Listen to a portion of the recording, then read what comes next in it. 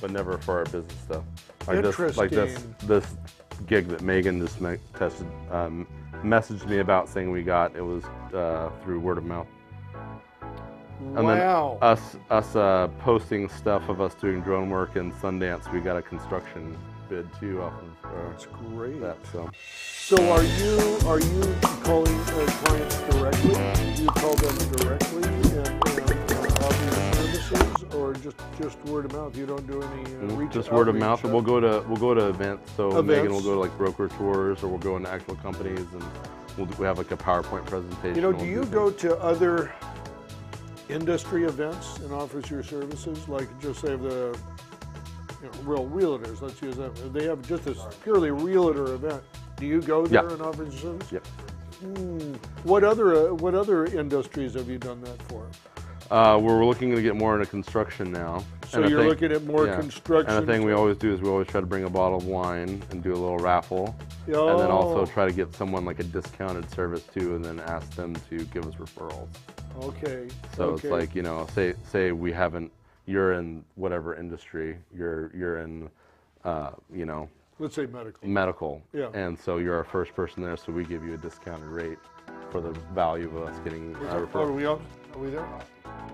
Oh, okay, good. So that's, you know, a big thing, and you know, getting those introductions, because that's a lot of value. You know, getting your foot in the door. Yeah. And then trying to create, you know, generate a client you can hopefully have for life. Yeah. No, that's awesome. Yeah. That's awesome.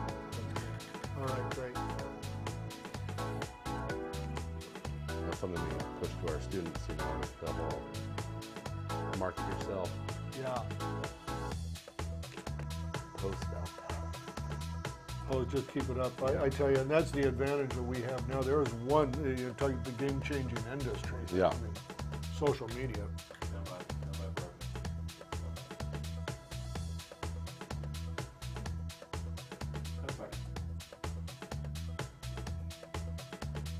And in 5, 4, 3.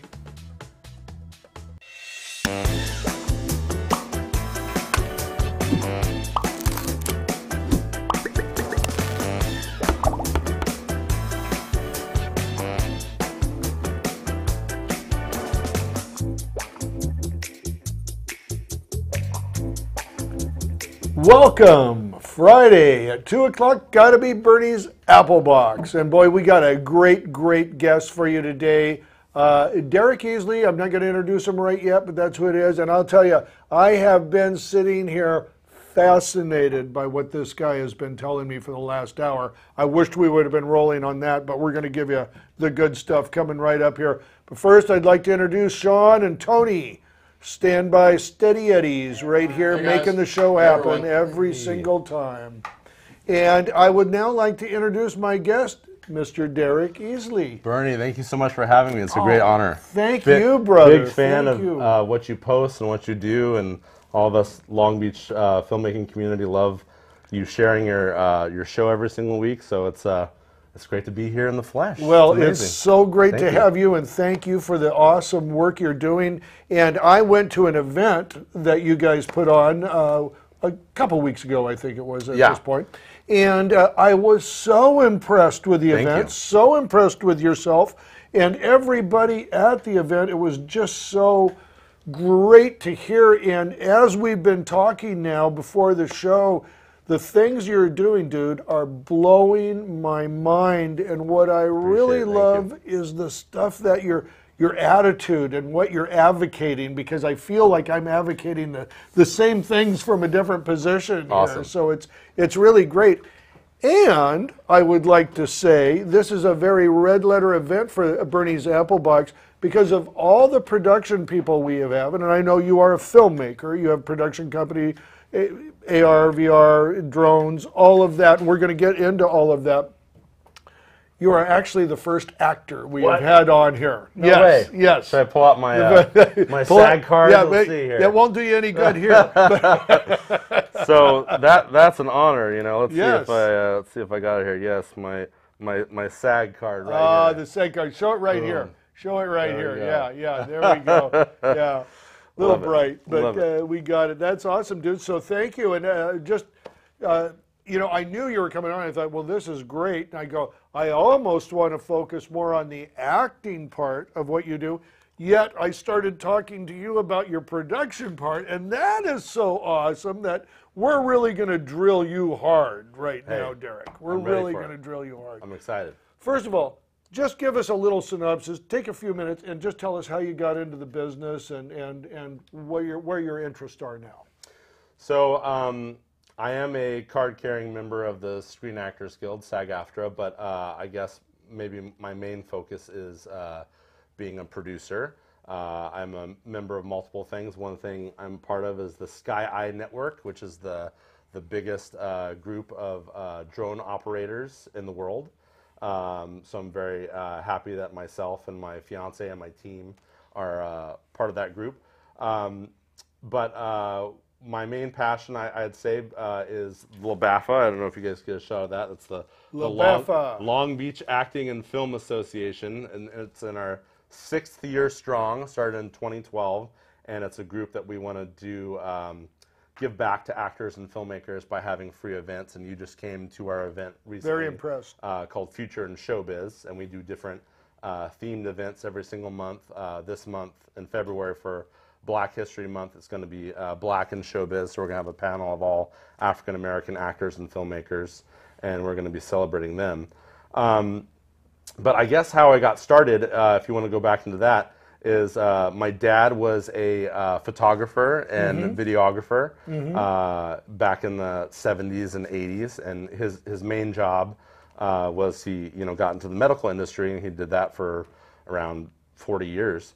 But he used to work for a motorcycle magazine, so he traveled the world doing photography, and we saw these cool photographs that he had from like Morocco and Spain and in Long Beach where we grew up. And then he had this man cave, this kind of like Cold War leftover bomb shelter. I love that. Yeah, I love that fact. And he took us to the video store every single weekend, and we'd go to the movie theater, but then we'd also go to the video store, and we'd rent 3 VHS movies. And I was fascinated with the box art of the VHS, especially in the horror movie section. That's what attracted you. Yeah, just like looking at this compelling artwork. And maybe I shouldn't say this, but God, Dad, forgive me from beyond. My dad passed away last year, but he had a copyguard overwriter, and he would record 3 VHS movies onto a single tape. So he had on 6-hour mode. So we'd have like the Back to the Future trilogy on one tape. Oh, and man. he had thousands of movies in this man cave, and he had a projector, and it was so cool. So that was like my first film school, was my dad's your dad's collection. lair. Yeah. And I watch all the old John Ford and John Wayne classic westerns. See, that's so awesome. Yeah, and that's so awesome. He gave me and my siblings, Super 8 cameras, and we'd make short films in our backyard with our He-Man and Dune and Star Wars and G.I. Joe action figures, and we'd do in-camera special effects and practical special effects, and it was just a blast. And my mom was a writer, and she was very creative, and we did a lot of cool stuff with like treasure maps and fantasy stuff and creating our own worlds and own books and poems. So I was very blessed to have a creative. That's really such a great environment to grow up in. Yeah. And then I got heavily into sports. I'm a big guy, as you can see. I'm like 6'5", 300 pounds, and I blew out my knee at one point. And I was always into acting. I was into theater in high school and with even before that, like church plays and stuff. And once I blew out my knee and I was in a wheelchair for a little while, I was like, well, what do I want to fall back on? And it went back into film classes, and I got really passionate into film, and I worked on some things professionally and like on a PA level, assistant level back in 2000. So I've been in the industry for 19, 20 years, and I've worked on $150 student projects to $150 million big blockbuster feature films, and I've worked on in different capacities for all the big studios. I worked at Sony and Disney and Universal and Warner Brothers, and done I've laid cable, I've produced stuff, I've done extra background work, I've done stunt work, I've done featured lead work, I've worked in distribution, sales, exhibition. So I've tried, in the 20 years, I've tried to like put my hand, maybe I'm not good at anything, but I've tried to like put my finger in multiple things, so at least I have some type of knowledge about different aspects of the you know what, industry. I don't think I've had anybody on here that had that whole breadth of what you've just described and do it. And you know what, that is so fantastic for you to have that. And of course, I think we all just sort of land where our real personality takes us, our real self. We land where we're comfortable and where we do the best job, I think. And that's why I'm on the streets. Yeah, ladies and gentlemen. Yeah, you got to focus. I told you, focus, Derek. But you know what? That is such a rich place to come from in this industry, because this is one of the things that I have seen in myself as I've focused on essentially one aspect of the industry, and that's where I make my money. That's where all my focus is. I thought I knew a lot until I broke out of my little covey where I was very comfortable there. And then I had and still am in that situation of learning, I really don't know a lot of things, how this industry works. And I think that we all find ourselves in that place. When we do one thing good and you're rewarded for that, you don't push yourself to get out there, but you have, and I think that's really awesome. Well, what's interesting was very early on in film school, one of our professors would be like, okay, what do you want to be? And everyone's like, I want to be a writer, director, producer, actor, blah, blah, blah, multi-hyphenate. And he was like, no, you have to choose if you're going to be an editor, you have to choose if you're going to be a cinematographer. Right. You have to choose one thing and be good at it. And in a certain sense, that is good advice. One of my business coaches says you can't, I forget the Chinese proverb, but if you can't chase multiple rabbits, and expect to catch them. But you have to know many things, because you have to keep yourself valuable. One of my screenwriting mentors, Jim Koff, who wrote the National Treasure movies, and I think he wrote the first couple Rush Hour movies. So these are big, successful films, right? Right. Well, when there isn't the work there as a screenwriter, what's he going to do? Yeah. He's got to pay for the house. He's got to put his kids through college. So he started producing. So he said, like, instead of just being, the master of one, become a jack of several trades. So he got into what he called edutainment and educational production. And so he really inspired me in ways that, like, okay, I've been focusing on whatever I was doing, screenwriting or something, but I need to be able to go make my own project, because if the job isn't there, you have to kind of create the work yourself. Yeah. Yes. Well, that being a really crucial, you have to be the value that somebody needs, right, to come in. That's how you get it. Now let's go to the acting part, because that fascinates me. First of all, did you, and I think every young person does, if you love movies, you go up, you love seeing the actors. That's the thing you look at first, and you go, that's what I want to be. That's so cool. That must be awesome to be there. Of course, as a child, you don't have any idea of what they're, you know what I mean, what they're actually doing to make that film. You know. How did it intersect for you to become an actor? How did that happen? Well, I just always loved performing, and I was a bit of a ham growing up with you know, my siblings and my family, and we'd like, you know, put on fake plays at home and stuff. And I remember one of our first church plays I did, I think my line was like, saddle them up and move them out, and I had stage fright. I couldn't even say the darn line. So my first real performance, I was like, and I think someone else had to say the line for me, you know. Yeah. But then I got better after that. I loved being in front of people. I loved performing. I did a lot of high school and local city one acts and performances, and then I got into improv, and we were in a group called the Improvaholics. And one of our coolest things is we got to perform with Wayne Brady at the Roosevelt Hotel. Oh, awesome. And Wayne Brady is just one of the most amazing performers. Why that guy didn't break into, I mean, he's still successful, he's working, he's great, but like why he didn't become an A-list guy, I never know, because he's got more talent in his pinky finger than most people. You know, he can sing, he can write, he can dance, he can act, he can rap, he can do impersonations. And was fantastic about performing with him was that he would set you up so you would have the punchline. So you would have it. Oh, yeah, man, that's a pro. you looked good. That's a pro. You know? So everyone, like, you know, we were in the Roosevelt in Hollywood, and everyone's like cracking up, and it's like, wow, they're laughing at me, and it's because Wayne Brady was so gracious to give. You it. Yeah. So that was an awesome experience. That's and then really I did background work and extra work and stunt work, and got my vouchers and joined SAG. And I think one of the difficult things, because of my size, and I started doing a documentary about this in 2012. How tall are you? 6'5", just under 6'6", and then when I'm in shape, I'm 225. Ooh. When I'm out of shape, like I am now, it's a shape. It's more of a round shape. It's a different shape. I'm about 330 right now. sorry. Yeah. So I started doing a documentary on this because my hair is up right now, but I have long blonde hair, and I sometimes have a scraggly beard going out. Yeah. And I did a documentary called Typecast. I started shooting it in 2012, and it became really boring just shooting myself. So I started interviewing friends, and it was about body image in Hollywood. So I was like, what if I lost 100 pounds? Yeah. Shaved the beard off, cut the hair, because I was playing biker number 2, sure, thug number 2, stunt work. I was, you know, the Viking commercials. I was one of the Vikings. Okay. I got set on fire on TV. That was kind of cool. Wow. But what's funny is that they still put on like a prosthetic beard and a prosthetic nose and this big, on you know, I had long hair, longer yeah, extensions and stuff, so I looked really scraggly and dirty.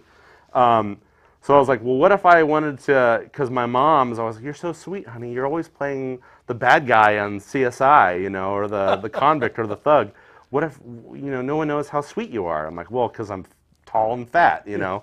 So I lost 100. Your mom loves you. She is. She's my #1 fan. So I lost the weight and shaved the beard down and cut the hair down, and sure enough, I was getting detective roles, and I was getting different roles. So it was an interesting process to document that. But like I said, I got really bored filming myself, so I also got interviews with John Lithgow, oh, wow, who's a very tall actor. And then one of my favorite ones was Danny Trejo. Okay.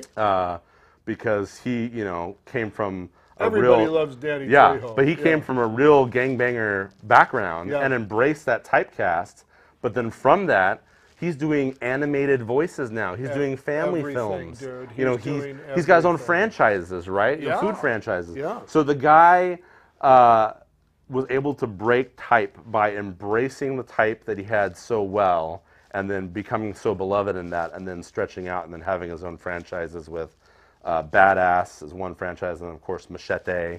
So he's awesome. Love Danny Trejo. Yeah. So that's something I became fascinated. But then I got fat again. So now I'm my recent roles have been you know, more towards the big guy stuff. I just recently played a football player for a McDonald's commercial, And then last year I also did a Netflix comedy project and then a Hulu horror project. But definitely based on type and based on how you look and your height and your hair and your gender and your skin color is really going to affect. Because first thing the casting people look for, are you upscale or are you downscale? Are you hot? Are you a model? How old are you? What's your facial hair? Blah, blah, blah. So everything superficial. Super superficial. Yeah. Yeah. Now, when you, if you were to say try to expand your acting bona fides here and create that more as a mainstream income from you, what would you have to do that?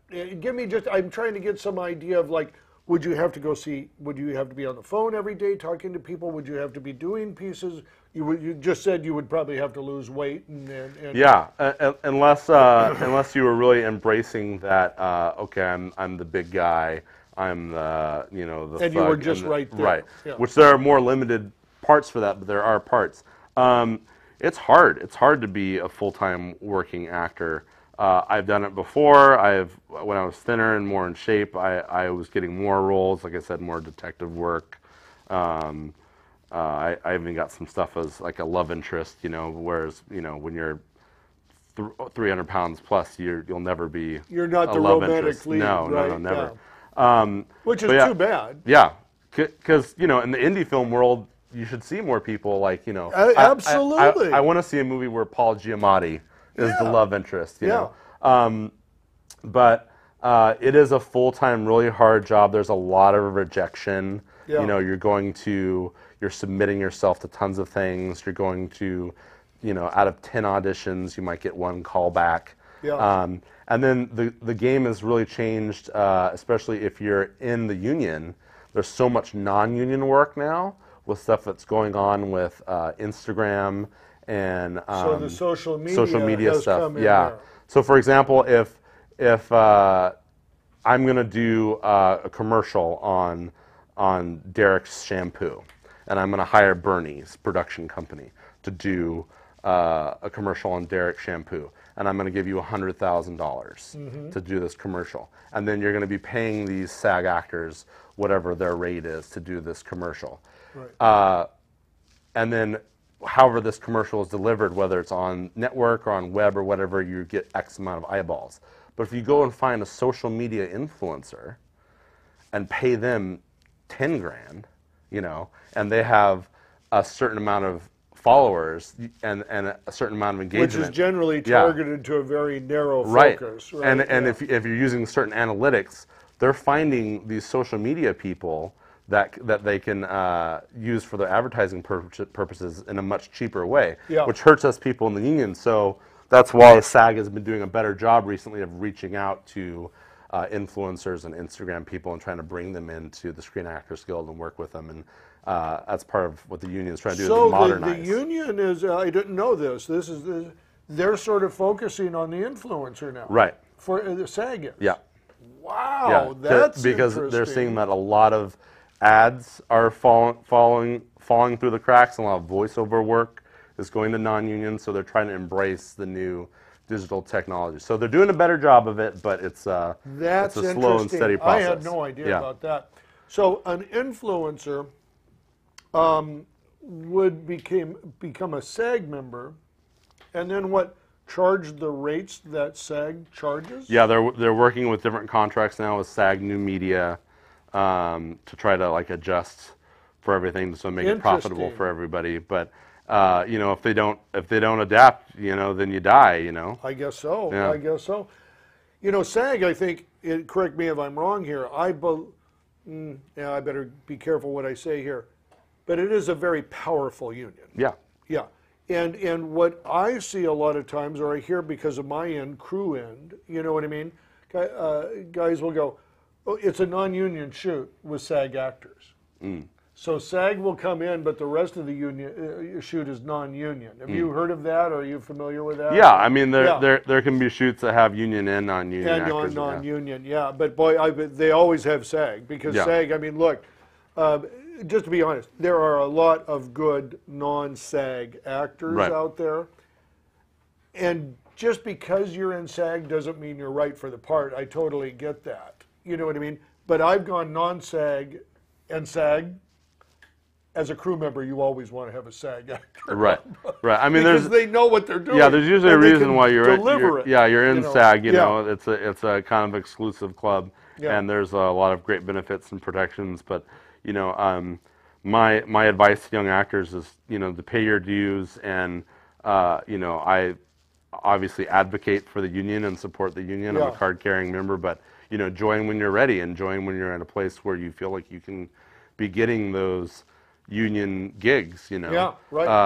And if you can flourish in the non-union space, and you know, do what you need to do with digital stuff, or build up your portfolio, or whatever you need to do, then you know, do what you got to do to get to the point where you need to join. Now, is a SAG actor penalized if they take a non-SAG job? Yeah. Okay. That's rule number one. How would they find out? There's besides being all over on the national commercial. Yeah, there's a lot of people on set who, you know, who report things, and you know, people who are, you know, keeping track of your career and stuff. So you know, people get away with it, but yeah, it's rule number one. Is not work on. You would have some problems if you did that. Definitely. Got you. How much does it cost to be a SAG member? Like when you go in, what is the initial fee, and what are the dues? The dues can rate on what you're making, and joining is like over $3K. $3K. Yeah, I know. I think the grips were like, I think 4,000 or 5,000 when I had my opportunity to join them. So like, you know, it's worth it when you're getting the work and you're doing it. But like, if you know, if you're sitting there with no work, you've got one job and then no work for 9 months, then you're hurting. Yeah. You know, for me, I mean, I would have joined the union gladly, and still don't even know if I made a mistake by not doing it. But I was older. Yeah. You know what I mean? I wasn't going to be out working those jobs that much, and I own a company. Yeah. So, you know. Well, that's the thing I promote with a lot of the LBAFA stuff, the Long Beach Acting and Film Association, is with a lot of these actors, you know, create your own work, and you can take, and SAG will work with you with a digital project or a low budget project to make it a union project. But there's a lot of actors who say, like, going back to the typecast thing, oh, I want to be the femme fatale, or I want to be the girl next door, or I want to be whatever, but I'm only being cast, I'm only being put in this box. Well, instead of paying thousands and thousands of dollars to these workshops and these other things, take that money and become a producer. Now make yourself your own valuable commodity. Yes. Become an entrepreneur. Get other actors around you, other screenwriters, other videographers, and make a product that can go up on IMDb. You can get IMDb credit for it. Put it out to the film festivals, and now you're more than just an actor. You're a producer. You know. Derek, I'll tell you something, dude. You are talking my language when you talk like that, because so many people sit and wait for someone else to see. They're never going to find you. They're not going to find you out of the pizza commercial you're an extra in and do anything. You've got to work, and that's just what you're advocating. Yeah. Take every resource that you have and use it to push yourself and others ahead. Exactly. Yeah. Yeah. One of my favorite quotes is from indie film darling Mark Duplass. It's "The cavalry's not coming." You know, you have to be your own cavalry. You got to get out there. And my catchphrase is like, you know, you need to be in the let's make it happen business. So let's make it happen. Yeah. And speaking of let's make it happen, list for me. Tell me what you're into. We talked about this out here just a few minutes ago, but now tell me what you, as a producer, business owner, filmmaker, tell me. And I know there's, I think, 3 things that you're kind of focusing on, but let's get into that a little bit. What we talked about. One thing I didn't tell you about off screen, I'll run through real quick, is with LBAFA, we are making it national and international. Oh. We already have an established group up in the Bay Area, the Bay Area Acting and Film Association. So the idea is to take the AFA part, AFA, Acting and Film Association, put an I on it, Acting and Film Association International. So we want groups like LBAFA to exist in different cities around America and around the world, where we can provide the educational resources, because you might find a great grip in Florida. You might find this amazing actress in Wyoming. You might find this incredible VFX artist in Albuquerque. Sure. And these people who might not have the resources that we do in LA and New York, Atlanta, and Chicago, we want to promote them and build them up and create a synergy of education and screening and production opportunities so that they can flourish. So that's kind of our main goal for AFAI. For Derek Easley Entertainment, the company named after myself. And then one thing, you won't be able to see this on camera, but I know it's silly, but I always tell people to have a business card with your logo on it and your picture on it. And I say this because I'll go to conferences, I'll go to film festivals, and I'll literally get dozens to hundreds of business cards. And if I have one that just says Burnie on it, I'm like, who the hell is Burnie? Yeah. But I have your picture on. Oh, we had a sandwich together. I know that guy. We had that great conversation about something we did down in San Diego. So then I'm like, I'm going to email this guy first, Yeah. And then, of course, have your website, have your stuff, but always have flyers too. Flyers are great to give away. Someone has. I know nobody does flyers anymore, right? It's completely invaluable. So Derek Easley Entertainment, the company named after myself, we do drone work. We work in real estate and entertainment. A couple of our biggest clients are tech companies, so we do in-house movies for eBay, and we're working with an artificial intelligence company. And something I found really fascinating at a drone event we did recently is our business coach was talking about emerging industries. Yes. And if we're living 80 plus years on Earth, we're possibly living through like 2 or 3 different emerging industries. By the way, at that rate, I'm at 2.5. Perfect. There you go. So, like, the automobile industry was an emerging industry, and recently we had like the internet boom or the smartphone boom, and these things happen over time. What's weird about right now is that you have 3 emerging industries happening simultaneously. You have drones, artificial intelligence, and AI. Everything good? Oh, we're all good. With drones, this is a major disruptor in multiple industries. And we were just thinking about, with our drone work, we're working with, entertainment and real estate. Right. But no, drones are taking over everywhere. Drones are involved in search and rescue.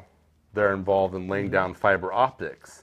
They're involved in deliveries. They're involved in the medical industry. Wow. There's all these things are happening with the drone industry with geothermal, with mapping, with resorts, golf courses, agriculture. So that completely blew our mind. And then with the virtual reality space, we have been developing VR videos and working with a platform that's in the top 3 apps on the Oculus. Oh, and it's called Amaze VR, and we did about... so this is work you have done. You've correct. done the Amaze VR stuff. Wow. Yeah, and we shot a horror film with them last year, and we've been developing a virtual reality talk show with our partner Jonathan Sterrett, and the talk show is called Stereoscopic with Jonathan Sterrett, and it's a mixed reality talk show where we're also partnering with an animation company called The Mind Show. Okay. So we have an avatar of Burnie Yeah. and an avatar of Derek and interacting in this 3D animated space. And they could be coming from 2 different spots, right? Yeah, right. they could be... and they're doing cool mixed reality stuff, so we also have a live action segment, and say I say something to piss Burnie off, you could shoot heat vision out of your eyes and fry me or something, right? So cool augmented reality, interesting stuff there. And then with AI, we're actually coincidentally working with a AI company up in the Bay Area that we're doing some marketing and promotional videos for them too. So we're working in all 3 of these. That is so awesome, markets. dude. That is so awesome. You know what, Derek? We're going to take a quick break, and we'll be right back.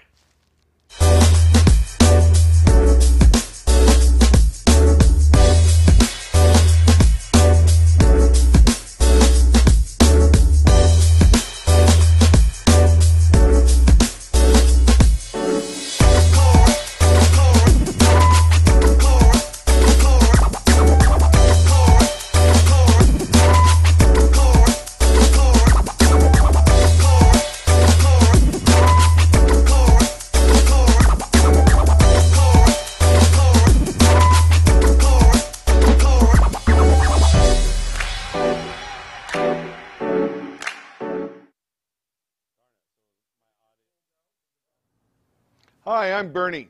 I own Burnie's Grip and Lighting, San Diego Grip and Lighting, and Los Angeles Grip and Lighting. You know, we pride ourselves on not only renting you the best equipment, but also giving you the best crews. And one of our core values here at Burnie's Grip and Lighting is that we give you the highest production value in the world. And remember, people used to say national, local. No, we present world-class production value on every set. We also know budgets are very tight these days, and you've got 10 hours to get what you need in the can. We move ahead, we move fast, and we know what you need. When you rent from Burnie's Grip and Lighting, you have a partner on your production for that day that is making sure you are well taken care of. So anytime you're in Southern California, give us a call at 714-609-3545, and we'll take very good care of you. See you on set.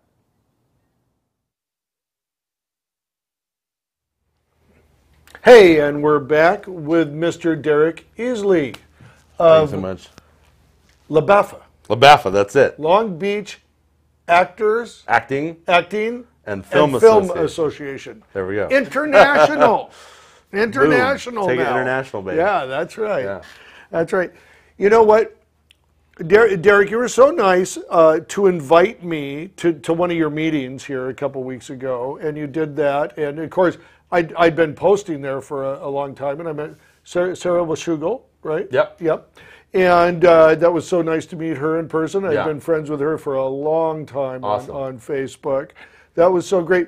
But the greatest thing is when you walked in today and we were talking and you pulled this sheet out and you said, well, I've been working on some things about how things have changed so much. And of course, that is just coursing through my mind all the time is change. I'm always thinking about change. I'm always looking back and seeing how change brought us to the place we are today. You know, it says, but you gave a list here of, well, tell us about it. Tell us about this list. So I developed a presentation because I like to give kind of a lesson with every single event we have. And we did an event about the transformations in Hollywood for a panel we did at the Long Beach Indie International Film Festival last year.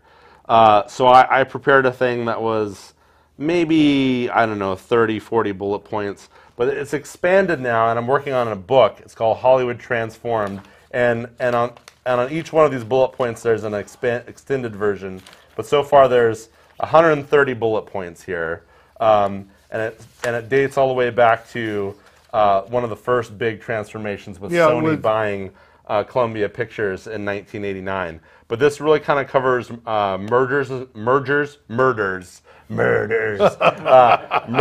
and acquisitions, which we saw this year or last year with Disney getting Fox. Yes. And then AT&T picking up Warner Brothers to become Warner Media. And it is still really very much in the middle of this merger. And they just announced about maybe 4,000 jobs are going to be lost with the people on the 20th Century Fox back lot, which I have a lot of friends working at. It's very sad. And then also big technical changes to innovation relating to the film industry. So I can't believe it's 2019 now, but something I talk to my students about and filmmakers, young actors and filmmakers is, you guys, we're in the middle of it. This is very exciting.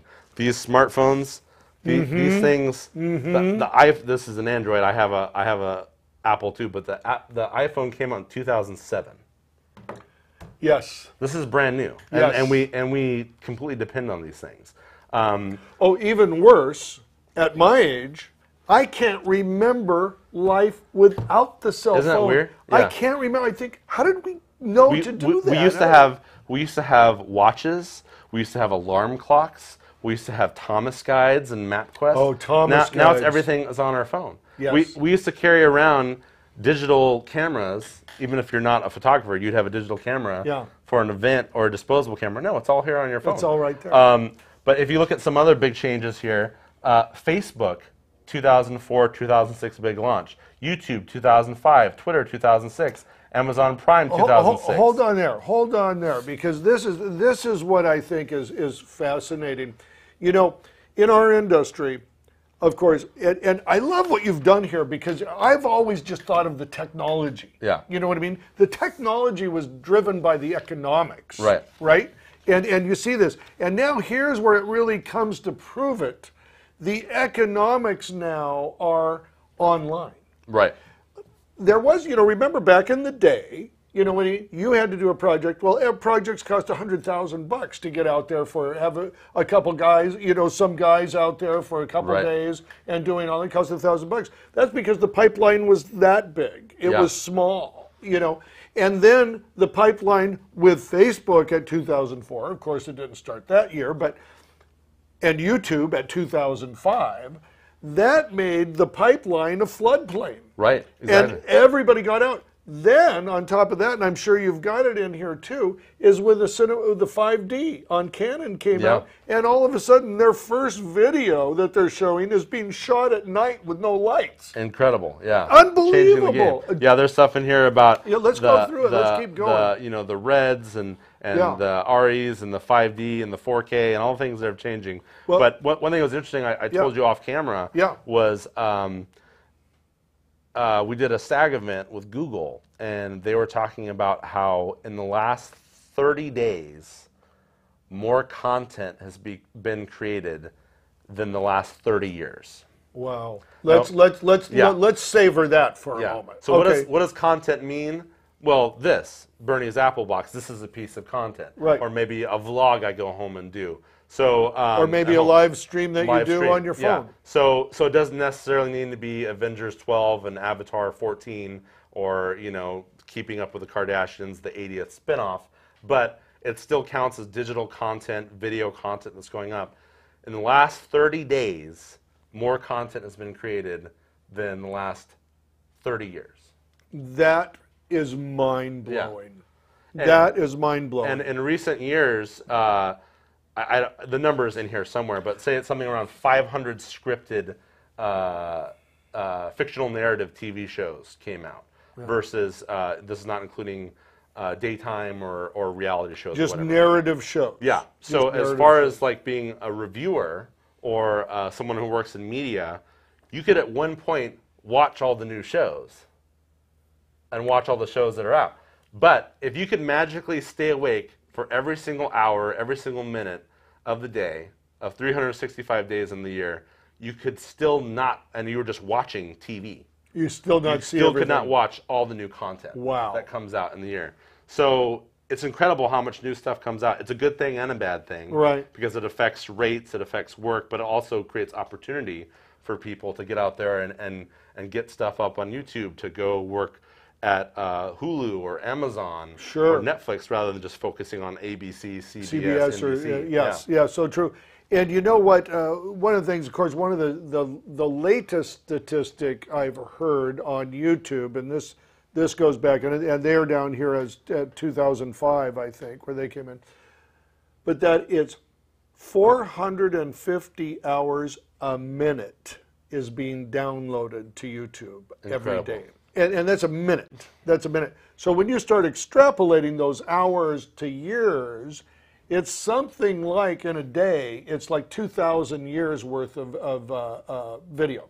You know, insane. It's beyond comprehension. Yeah. I will say, for me, it's beyond comprehension to imagine those kind of numbers happening every day. I just can't put it together. It blows it apart. But look at what's out there. Yeah. Look at who the producers are, and you know, what are we going to do with that? What are you going to do with that? You're the consumer. You know what I mean? It's out there, but we are consuming it. We're taking it all in. You know, people are making hundreds of thousands of dollars a year on YouTube ads alone. Right. Not even selling anything. The number one kid YouTuber, I forget his name, I think it's like Ryan. And he was doing unboxing stuff, and he was just doing it for fun. And his parents ended up creating a studio after it, and now they're doing puppets, now they're doing animation, and now they're doing movies and book tie-ins. I could not believe this, but in 2018, for the merchandising for this brand, they're trying to make it like as big as Mickey Mouse or SpongeBob. And I'm like, wait a second, that doesn't make sense. It's a kid opening toys. But the merchandising for the brand was getting close to $1 billion. Unbelievable. His T-shirts were surpassing Minecraft sales for young boys in Walmart. And his Ryan's egg, which was like a mystery egg, you open it up, it's an unknown toy, that was selling out at Target. And this is a kid YouTuber who's just having fun. Yeah. And he's found an audience, he has his passion, and they've actually, you know, it started off very kind of low budget, but now they've done special effects, now they're and they've into done their it, own studio, and the parents are filmmakers, and it's just amazing how it's taken off. Well, you know, you see that a lot. I have a good friend who's a PR guy over at Razer, and he just sent me this little video that they do, and they use these guys sometime, and I apologize, I don't remember their names, but they're unboxers, the same thing, only they do tech, you know. And this guy showed the area where he started out in, you know, where a little space he rented in a big warehouse. He's now bought the warehouse. He's got 2 huge stages in there. And he's still got it fixed up, his little table where he does the unboxing. You know what I mean? So he does it, and he's making, I mean, these guys, I guess they're making hundreds of thousands a month doing this now, you know, because of ads and you know, deals that they've got and all that. That's incredible. Let's go through this a little bit more. The iPhone. The smartphone. You know, in 2007, I had a BlackBerry. Yeah. And that came out, and I thought, BlackBerry. I really love my BlackBerry. I don't think I'm going to get this iPhone thing, right? 6 months later, I got an iPhone. Nice. Because you know, now I could get that, but got an app.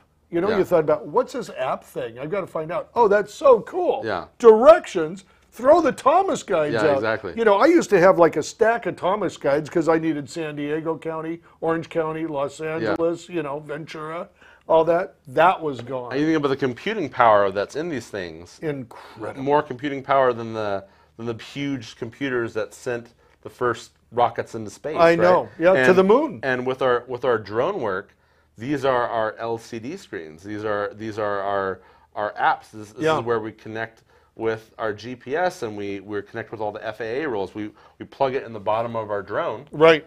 And we go into the DJI app, and then we have our flight patterns, and we do our waypoints, and this is all off of a phone. Unbelievable. Yeah. Unbelievable.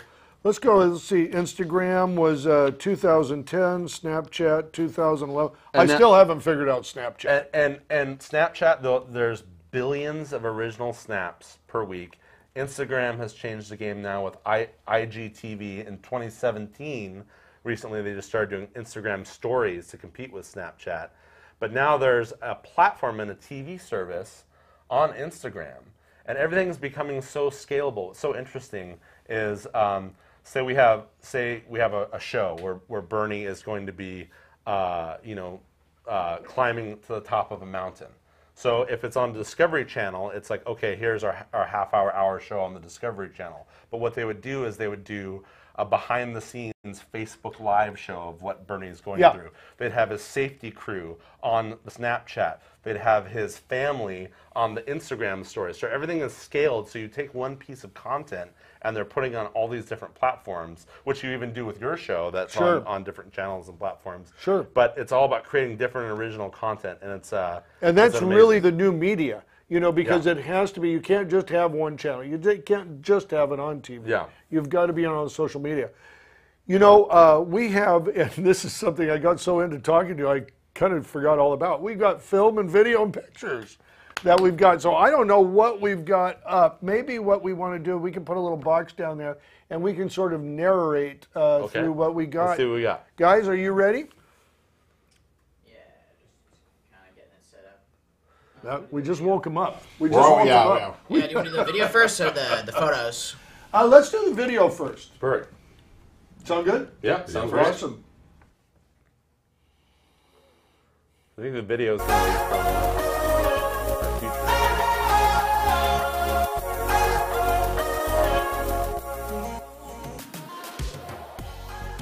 There, And they're shooting on a Blackmagic cinema camera. There's some big fat guy saying something stupid. So what's interesting about this event, Future in Showbiz, is that we were focusing on different areas of emerging platforms and tech. So we had a guest speaker focusing on, yeah, Sarah's amazing. She's our vice chair of LBAFA. And these are a bunch of great, interesting actors and filmmakers who kind of get up and introduce themselves and talk about who they are. There's my buddy Patrick, who worked on the eBay. Is there no audio here, guys? Yeah, it's always fun and interesting, and there's very cool and talented people who come. He's a stand-up comedian there. He's a young filmmaker. But our guest speakers focused on technology of CES. They focused on drones, AR, VR, web commercials, social media, lots of great stuff. Yeah, no, I thought it was a great event, very interesting. Everybody was very friendly and very welcoming. I thought it was really, really, really great. There's a Ronin. There's that's a giveaway. Yeah. We have there's the Derek Easley Entertainment merch. I always say get your own merch, man. Promote yourself. Promote so true. There's one of our Mavic Pro 2s. We had a Mavic Pro Zoom. That's our moderator there, Dimitri. He's great. He's got a couple of really awesome film shows. And we had, for the first time ever, Miss LBAFA, and she was awesome. She did a voice for the new How to Train Your Dragon movie. Oh, that's awesome. Yeah, and then there's, on the panel as well, is Drew. That's Adrian speaking, and next to him is my producing partner, Jonathan Starrett. Okay. Drew is a really cool guy. He was talking about phone stabilizers and shooting, 4K. That's Drew right there. He works with PadNet, a local Long Beach film studio or TV studio we shoot out of, and he teaches a lot of kind of new tech stuff. That's another producing partner of mine, Damien. He's a great local Long Beach guy, 4th Street Productions, and we shoot eBay projects together. So yeah, it was a really great panel. There's Todd. He's an expert drone operator, and it's really awesome. No, it was a lot of fun, and it was great. And you had a little station out back. You can see it with a light there, where you were interviewing members. Yeah, we're doing a documentary for the PadNet. It's going to be called LBAFA Presents Future in Showbiz, and we just wanted to talk to all these great actors and filmmakers and get their perspective on how the film industry is changing with future and tech. Yeah, and you know what, too, another thing that I think is important is, the thing I like to remind people of, this isn't the future. This is now. This is happening right now. This is right now. You can do all this stuff. Yep. What is the future? You know what I mean? Give me your take on that. What is the future? We're all going to be in the Matrix. It's all going to be Ready Player One. It is Ready Player One. It's all going to be avatars and weird digital stuff. Yeah, I'm kind of blown away with the VR AR stuff we've been doing and XR and mixed reality, because tell me about that. I'm used to a lot of the language of here what your amazing production crew is doing here. There's 1 shots, 2 shots, close-ups.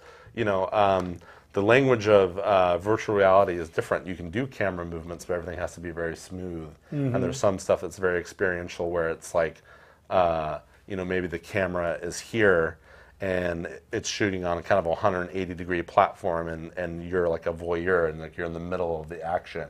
Whereas, so much stuff with cinema is you're using cuts and editing to show emotion or show what's happening, but often with VR, you have to be in it, and you can't make the viewer sick. And I think wow, interesting. Yeah, I think because you've got those goggles on, right, and now you're part of it. Right.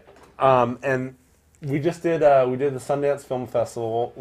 I'm recovering from a cold from that, but we're in cold, snowy Park City, Utah, and it was fun for us. We flew drones for the first time in the snow. But we were really interested in their AR, VR stuff, and a lot of their headsets were kind of clunky, and you'd get sweaty in these headsets. And that's something I think in the future was where you're going to get you know, just kind of contact lenses Yeah. or like just sunglasses. It's got to be something different because those are too cumbersome. They're way too cumbersome. Yeah. And something too interactive or something that I think too could respond to some sense of where you're telling it to look physically. Right. You know what I mean? Something like that. Yeah, I think it's I think, you know, we are not there yet. Right. You know, the thing that blows my mind is we're still calling this a phone. Right. Yeah. When it does everything else. Yeah, You know, now exactly. the phone is the most annoying part of this. Yeah, people are probably. I wonder what percentage of time they're actually using that to call somebody and talk to somebody. You know what? What, 10% maybe? Yeah, maybe. I mean, for all the things that you can use that Yeah. for, you know. No, do we have some of the stills, guys? Let's take a look there and see what we got. Maybe you can just talk us through this a little bit. There's Okay. me at the Screen Actors Guild. Okay. One of our meetings there in the James Cagney boardroom. We're talking about something very important there, and Gotcha. I'm being a ham, sitting up front. You have to. And this is one of our last LBAFA meetings, Yeah. featuring showbiz at Echoes. We had a really good turnout. We had around 50 people come up. That's great. So yeah, that was awesome. Lots of great, interesting people. There's me and Megan, my fiance and business partner. We're in Right. Sundance Park City, and we both have both our drones there. We're flying our drones in the snow. It was very Yeah, fun. Got some and great you know what? footage. How was that? How was that event? I have never been there, but It's amazing. I'll bet. It's our We'll first talk time. about that in a minute. Who's this? That's Alex. That's our Okay. that's our VFX guy. He also is a drone operator with Derek Easley Entertainment. He worked on the eBay projects with us, and he's a member of LBAFA, and that's us getting some great drone stuff in Huntington Beach. Oh wow, great, great. Over the wetlands there. Yeah. And, there's just so much great footage and so many awesome things you can do action-wise with drones. Yeah. So this is a Mavic Pro 2. The sensors on this thing are amazing. It can stay up in the air for 30 minutes. Wow. It can go over like around 30 miles per hour. It can go 16,000 feet in the air, but legally you only can keep it around 400 feet for FAA stuff. You can get waivers to go above that. But this is an incredible piece of technology. And it's just amazing. It shoots in 4K. It's just unbelievable how they've been able to make these things more compact. Oh, it's unbelievable. Yeah. And really, I think, too, these drones are almost like some of the first true robotics that you're seeing. Yeah. You know what I mean? Because they have self-awareness. They know where they're at. They can come back. They know where they left, you know. And then you have big drones that have big deliverables, and, you know, you have matrices, and you have... So this isn't a DJI product. This is something else? Yeah, this is at Drone Command Live, and the DJI really kind of controls the market. They have about 85 to 90% of drones out there, and there really isn't. There's not much room for somebody else to come in. Yeah, I own stock in a couple American drone companies, and unfortunately there isn't really a good number good two. analogy. DJI is a Chinese company, and they're just really kicking butt. That's me in Burbank flying a Phantom. So yeah, there's a lot of amazing things that these drones can do as far as like mapping and geothermal stuff. And you say you're breaking out into some of that too. Yeah, we have a construction contract. We're going to be working on some stuff in Riverside, and it's just, you know, mind-blowing what these things are going to be doing. So this is doing some virtual reality work here. Those are two Panasonic GH5S Lumix cameras rigged together on what's called the Wally, on a rig by Amaze VR. I think there we're probably shooting at the Long Beach Zombie Walk, and there's the Wally again. We're shooting for Access Hollywood. You're shooting 3D? Yeah, we're doing red carpet. It's 3D. And there's two lenses are shot. They're slightly askew, and they're stitched together to create a stereoscopic 3D image, and our videos are all 180. Interestingly enough, once you're in the rig, if you're doing a 360 video, only about 3 to 4% people turn all the way around. Oh, I'm not surprised whatsoever. Keep it for because people aren't used to seeing behind their head. No. Yeah. Here's the McDonald's commercial I did recently. Okay, that's great. With Travis Kelce. I'm a Chargers fan in real life, but I played a Chiefs fan for this SAG national commercial for McDonald's. That was really fun. We shot that here in Long Beach, and that was great. Oh, that's working with Stan Lee. Oh, great, yeah. God rest his soul. Yes. He did a Star Trek project for us, and we paid him in In-N-Out cheeseburgers and vanilla shakes with fries. And that morning, he did a Gillette Avengers 2 commercial. He did our little project in the afternoon, and then he flew up to Canada and did his cameo for the first Deadpool movie. So what a guy. He's a national treasure. We Oh, love yeah. this is a sad loss just shortly ago, not long ago. Yeah. So tell me, Justin, we have a question, Tony? Yeah, let's get it in. Yeah, real quick before the show ends. Yeah. Carl Anton Svensson. What a great name. Dad, love that. How does one stay relevant production and distribution wise in today's age? Since Oh, there's boy. New people, yeah. So many new people on the streets. Yeah, I would say try to work in these emerging markets. If you can try to work in drones, if you try to work in VR, AR, that would be great. But, you know, go to networking events, collaborate with people, be willing to work on these days that you know, might be your day off. Me and the guy who founded LBAFA with me, Robert Earl Ray, we'd always say, well, what are you doing tonight? Because a lot of people are like, oh, that's below my pay rate, or oh, hey, I normally don't do that. But if you're at home watching Netflix or playing Xbox, or you could be working on this kind of new virtual reality music video on a Saturday night, maybe you want to go out to Burbank and shoot this virtual reality music video and work with this kind of new technology. So I'd just say keep networking, expand your network, get out there, be very excited about yourself and what your skill set is, and promote yourself. If you're not hyped on yourself and your own craft, why am I as a producer going to be hyped on you and what you do? And be friendly. People don't want to work with a-holes. You know, a lot of time on set, people are spending time away from their family and friends to be working with you, so make that a pleasant experience. Boy, and never truer words were spoken Yeah. right there.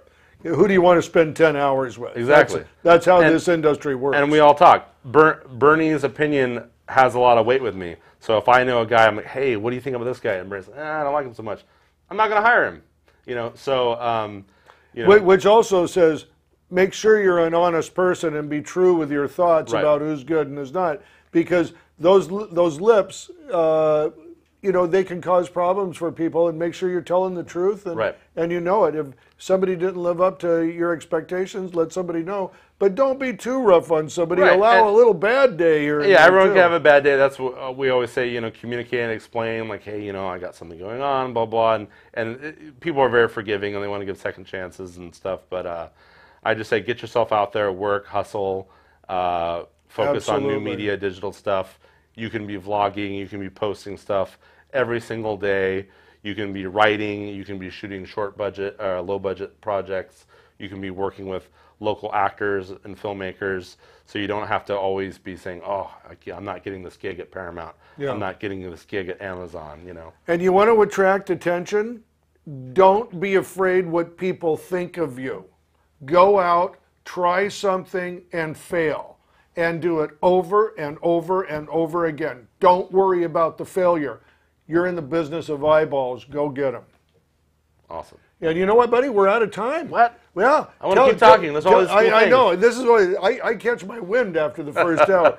But tell us about, how do we get a hold of you? How do people get your services? How do we get to the organization? So you can find our professional services, the stuff that we do for commercial drone work, at DerekEasley.com, www.DerekEasley.com. And you can find LBAFA on Facebook. That's the Long Beach Acting and Film Association. You can just Google that. And we're on Instagram and Twitter and YouTube, but we're mostly active on Facebook. And you can always send me an email and hit me up on Twitter or Instagram. Just Google Derek Easley and you'll find me. And we love to collaborate and help out. And we do LBAFA meetings at the last Sunday of every single month. So come on out and meet some awesome filmmakers and actors. Awesome. This guy is the real deal right here. Thank you, brother. You're the man, Bernie. All Thank you so much. Appreciate it. And we'll see you next week on Bernie's Applebox. Cut. That's a wrap.